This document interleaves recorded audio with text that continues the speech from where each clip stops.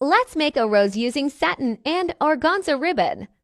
First is cut your both ribbon like this.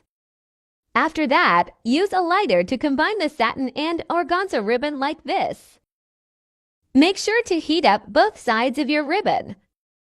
Your organza ribbon should be little longer than your satin ribbon. After you heat up both sides, directly fold your ribbon diagonally and fold it again like this.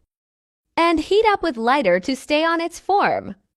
And also do the same thing on the other side.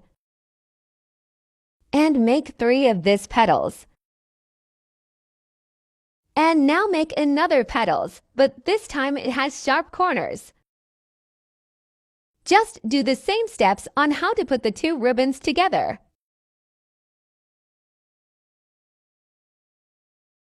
And fold it again like this.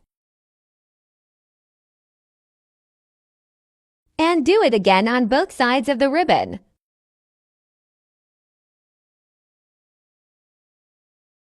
And this time, you need to fold the upper part like this. And pinch the corner and heat it up with your lighter to make the corners sharp. And also do it on both sides.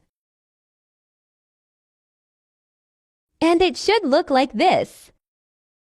And make 7 of these sharp petals.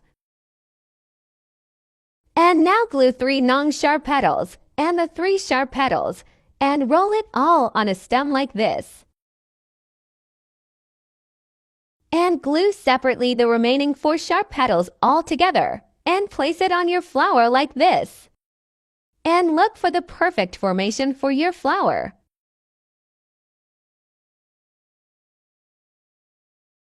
Once you get the best formation, glue the 4 sharp petals on your flower like this.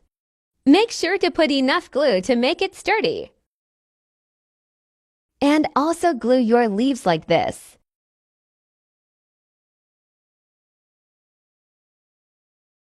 And finally put your desired design. Follow for more.